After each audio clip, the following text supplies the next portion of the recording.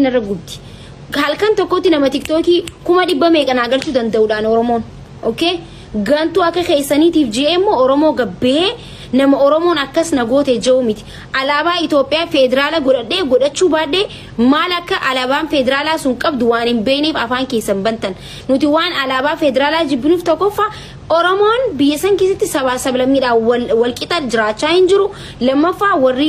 Amarat illee gizii fedhan naftanyaan alaabaa Itoophiyaa sanis qabattee waan deemtu waan isaan fakkaatu qabachuu waan hin feeneef anam guyyaa takka alaabaa Itoophiyaa harkaan akka qabadhee miti jibbee osoo hin ta'in bakka waata kanuuf hin gootu nuti Oromoodha nuti Oromiyaadha profilerra waan daqiiqaa takka kaayyadheef iyyitee iyyisiiste taatu eenyu abbaa keetis si dhagaa iyyitee iyyisiiste feetu iyyuu miti maan iyyisiisne nama tiktookii Oromoon narraa gubeetti Oromoo miti gantuu narraa gubee Oromoon tumamaa jirte ajjeefamaa jirte du'aa jirte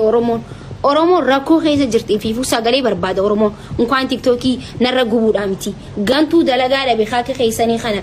gantuu kara deemtu hinaaftu akka keessanii kana ka tiktookii narra gube malee ilmaan Oromoo takiin saba bal'aa miti Oromoon saba kabajamaadha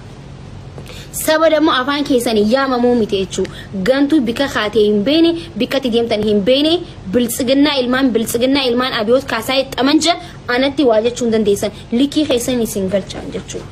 waan fedhe jawu waan fedhiisu anaaf onni jechuun dandeessan isin galee beekan isin tuffadhee isin jalaa callisan ani sammuun kiyya guddaa sammuun kiyya araa kiiloo faa seenuu yaada qaban okay alaabaa Oromoo faa fannisu yaada qaban okay ana si Ameerikaa deemee baradhee waa godhu yaada qaban yooma akka keessanii tiktookii namarra gubu guruppii wali guuranii asii nama arrabsu kaayyoon kiyya sanii miti taraarqan algizee nu bari waa malee miti bar walirraa fagaanne gizee nu waa malee miti bar okay Dugaan dubbed shira dubbed by the way namni gizee hunda waa'ee shira namarra shiran jiru ifiifuu abbaa shiraa waan ta'aniif shira nama shiran jaan